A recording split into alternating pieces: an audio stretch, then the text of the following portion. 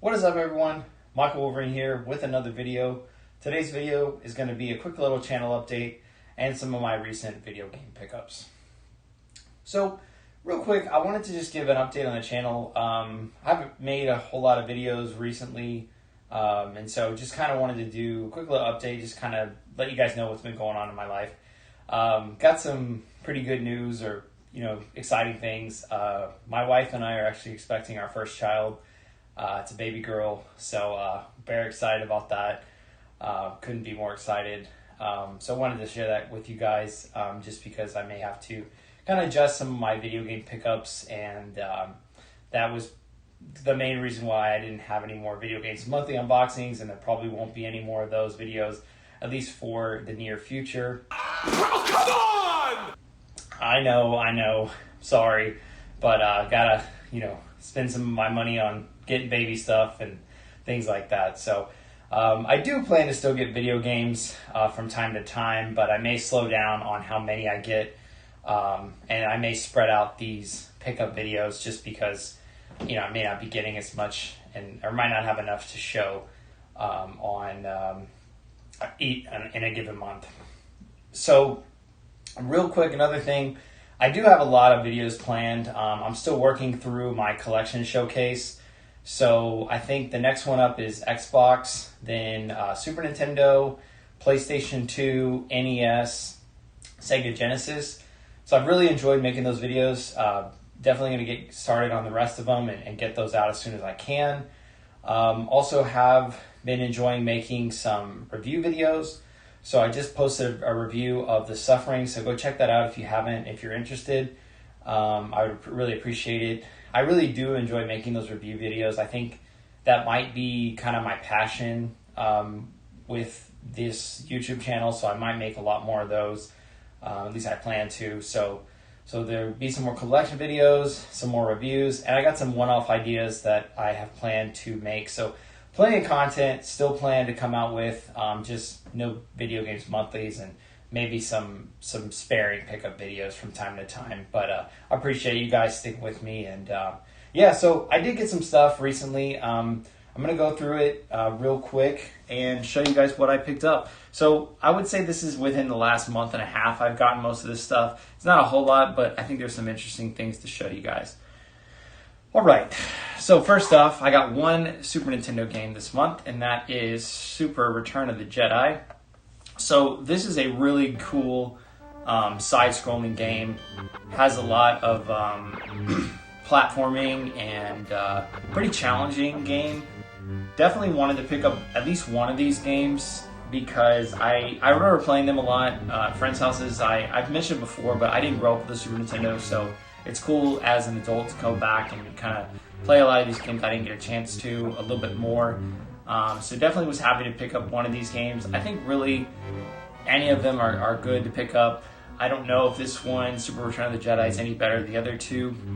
Of course, they made Super Star Wars and Super Empire Strikes Back. So definitely games that I would recommend if you're a Star Wars fan. And if not, I definitely think they're fun platformers in their own right. Alright, so I did pick up a few Xbox games. Put this right here. So first one I got is The Suffering, Ties That Bind. Fortunately, this one's not complete, but I picked this one up because I'm playing through, or actually just played through the first one to complete that review. So I'll put a little thing in the video for you guys to check that out if you haven't already and you're interested. But this game is pretty cool because it's a direct sequel to that game, and I believe whatever ending you get, if you have a save file of the original Suffering, you can actually use that choice or use that ending into, or like it will affect the story in this game. I haven't played too much of the sequel, but I do plan to go back into it a little bit more and see what it's all about. So far, graphically, it's pretty good. I think it's a little bit better than the first one, and the controls feel a little bit tighter. All right, another one I picked up was The Godfather, the game. This one's complete, and it has the map. This was actually a recommendation from my little brother. He was over at my house hanging out a while back, and he had mentioned like if I good game on the Xbox is The Godfather, and he said he had a lot of fun playing it back in the day. So I was at my local game shop and I saw this, and I definitely picked it up because it was super cheap. I think I got it for like $10 complete. So it's kind of your similar like open world kind of GTA style game, but with the story of The Godfather. So I don't want to give too much away, but basically you start out and your character's dad gets murdered, and then so you kind of get taken in by the mob and kind of try to work your way up through it. So I haven't played too much of it, but that's kind of how it starts out, and I'm not sure where it ends, but of course it is definitely heavy on the story and seems like a lot of fun. And then the last game I picked up was The Chronicles of Riddick: Escape from Butcher Bay. This one's complete. The disc is actually in my Xbox right now. So this is a recommendation from the Game Room. If you guys haven't checked out his channel, definitely highly recommend it. He posted recently, I guess maybe a month or so ago, he posted a video going through licensed games, and it was a really good video. A lot of good games he mentioned. This one jumped out at me, so definitely wanted to pick it up. For the original Xbox, those first-person shooters just are lots of fun. I think the original Xbox is one of those systems that's very easy to go back to just because it's more modern than some of the older systems before it. And a lot of the things that the Xbox originated, the controls, the two sticks, the staggered sticks and things like that with the controller, a lot of that hasn't really changed much, and so going back to play these games graphically and control-wise, they play a lot like modern games. So when I saw the gameplay in the Game Room's video about this game, I was like, man, that game looks awesome. So picked it up. I've been enjoying what I've played so far. Looking forward to getting more into it. All right, so I picked up a few things for the Sega Genesis. So first thing I picked up is actually a controller, and that is the Retrobit 6-button Sega Genesis controller. So this controller actually, it's an official licensed Sega Genesis controller made by Retrobit, and it's made obviously to model the 6-button controller. And what's pretty cool is it's a brand new controller that is officially licensed, so it's not like a cheap knockoff or anything like that. It's definitely pretty close to what I remember the 6-button controller being. I don't own a original 6-button controller, so I can't really compare it, but just with what I remember, the D-pad feels pretty consistent. The buttons feel great. And yeah, I definitely recommend these controllers if you guys are looking for another Sega Genesis controller. These are pretty cheap. I think I got this for about $15 on Amazon. They also have a translucent blue one, this color obviously, and the standard black controller. So highly recommend these guys. Definitely look into them if you're looking for a new Sega Genesis controller, because it's always nice to get one that's brand new out of the box rather than like a resold one or something that who knows what condition it's going to be in, and how great it still works. All right, so I picked up that. I did get a few Sega Genesis games, so I'm going to grab those here for a second. All right, first one I got is Mighty Morphin Power Rangers the movie. So this one is kind of a beat 'em up game for the Sega Genesis. Now, growing up, I was a huge Power Rangers fan back in the day, and I owned a Sega Genesis, and the only Power Rangers game we had was the fighting game, which it was okay. It's not great, but I loved playing the Super Nintendo Mighty Morphin Power Rangers game. It was a ton of fun, and I was really jealous that it never came out on the Sega Genesis. This game here, Mighty Morphin Power Rangers, I didn't even knew exist for a while. And if I would have known that it existed when I was a little kid, I would have been obsessed with it, because this is exactly the type of game that I would have enjoyed. So really happy to add that to my collection. It's kind of a generic beat 'em up, but it's it's still pretty fun. And for a Power Rangers fan, even as an adult, it's cool nostalgia. Next one is Tecmo's Super Bowl. So this is similar to the NES Tecmo Bowl game. Just a lot of fun, arcadey style football game.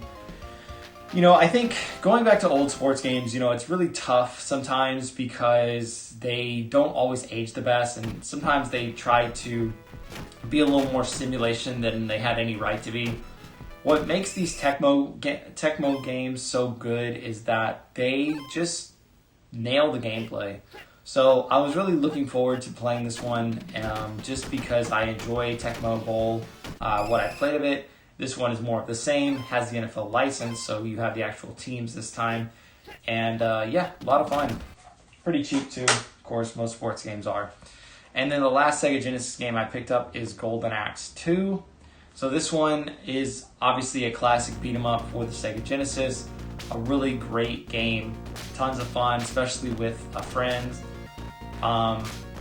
Again, another game that I remember renting a lot. Our Sega Genesis collection growing up was kind of small. I think we might have like 10 games, and it was mostly like Sonic 2 and Vector Man and things like that.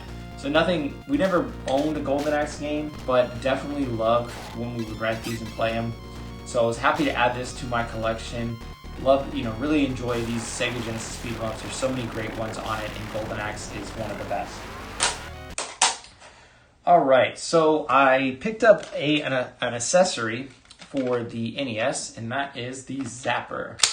So really happy to get this. I was in my local game shop, and I saw these. They had about 6 or 7 of them on the wall, and so I was really happy to get one finally. I picked up Super Mario Bros. Duck Hunt combo cart a couple months ago and couldn't play Duck Hunt because I didn't own a Zapper at the time. So when I saw this, I had to pick it up. Really great accessory, pretty good condition too, works fine. Just tons of fun playing these old light gun games. But of course you need one of these, and you need a CRT TV. So to go with the Zapper, while I was there, I saw this, and I picked up Hogan's Alley. So apologies for the gameplay footage. I captured this on my HD TV, so obviously I'm not able to use a light gun, so that's why in the footage you're seeing not actually shooting anything. But basically this is kind of like a shooting range type light gun game, and they have like a different scrolling area where the bad guys will pop up and you have to shoot them, and you have a certain amount of time to hit them, a couple seconds, and if you miss, then you get dinged for it, and you just try to get a high score. There's also a trick game that you can play where you kind of shoot a can into section of the screen to get more points. And then there's another shooting range where it's like 3 pictures that flip around real quick and you have to shoot the right one. So I actually really enjoyed this game. I think I enjoyed it more than Duck Hunt. I never played it growing up, but saw it in the game shop, and it was super cheap, and it was another light gun game. So since I was getting the gun, I felt like it was worth picking up another game to use with it. All right, the rest of the games I have is NES. So next one I picked up is Teenage Mutant Ninja Turtles, classic Ultra / Konami Ninja Turtles game. So awesome game. Again, never played a lot of it. A lot of these games I pick up, I've played maybe bits and pieces or seen bits and pieces of it. But I was always a big fan of the Turtles, and really wanted to play this game. Pretty challenging, I will say. I'm going to have to play it a few times to get better at it. But yeah, really, really fun game. Growing up in the 90s, it was just Turtles everywhere. So this would have been the best game for me to play back then. But I think the NES was a little bit... I was a little young at that time, so my knowledge of it was kind of limited, but I'm enjoying going back and playing it now. So happy to add Teenage Mutant Ninja Turtles to the collection, and looking out for the other sequels on the NES. Alright, so next one I got was Top Gun, the second mission. Yeah, second mission. Just standard Top Gun game. I have enjoyed playing a little bit of this. It's pretty challenging though. I can't get past the first level. graphically, I always thought these Top Gun games looked really good compared, for what they were. I think the NES definitely is a limited console, but Konami did a good job with these Top Gun games. Haven't got past the first level. Have to play it a little bit more. I keep dying at the part where those missiles shoot at you. I feel like you have like 2 seconds to shoot them, and then you get hit and you're dead. So pretty challenging. So I'll have to play this a little bit more to eventually get past that part. All right. Next one up is Rampage for the NES. So I didn't know that there was a Rampage game on the NES until recently, and because my knowledge of it was mainly those N64 Rampage games. So I enjoyed those a lot, played them a bunch. We would rent them all the time, and they were tons of fun to play because you can play with 2 other people on the N64. The NES version is a little dated, obviously, which you kind of get with the NES. It's just, sometimes the games can be a little lackluster. I think this game was fun. I do feel like the N64 games are probably better. I haven't played one of them in a while, but this one was fun for what it was. But again, I saw it and thought, well, I liked Rampage on the N64. I might as well try out the NES version. So pretty cool. It might be fun with a second person. I've only played it by myself so far, but I will have to try it with another person at some point. Maybe I can get my wife to play. We'll see. All right. Last but not least, I have Donkey Kong Classics, and the seller included the slipcover with it, so that's pretty cool. So basically, this is Donkey Kong 1 and Donkey Kong Jr., the original OG Donkey Kong games that were in the arcade. Never played Donkey Kong Jr. until I picked this up, so thought that would be another good reason to have this game, just to check that out. Donkey Kong 1 is an absolute classic. I love that game. Really had a ton of fun playing it. I recently played it on there's a banana you can get in DK64 where you have to beat like the first 4 levels of Donkey Kong. I never could do it as a kid, and recently when I picked up Donkey Kong 64 and I got to that part, I was like, I'm determined, I'm going to beat this. So I was able to finally beat it. It was tough, but I was able to do it. And because you don't get extra lives, whereas like in this game you get 3 chances to get through the whole level or the whole game. You only get 1. So you die, you got to start over. So it's kind of frustrating, but yeah, a lot of fun, and I love these old school Donkey Kong games, and just having them on the NES is an absolute blast. So,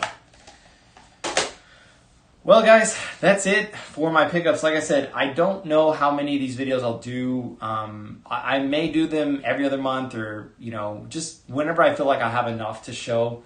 I don't want to do a pickups video and have like 2 things to show, but I do plan to make them when I pick up stuff. So again, a lot more content I'm planning to come out. Next video will most likely be my Xbox collection, and then after that, the rest through my my collection. So I appreciate you guys checking it out. Let me know what you think about any of the games I picked up, and hope you take care.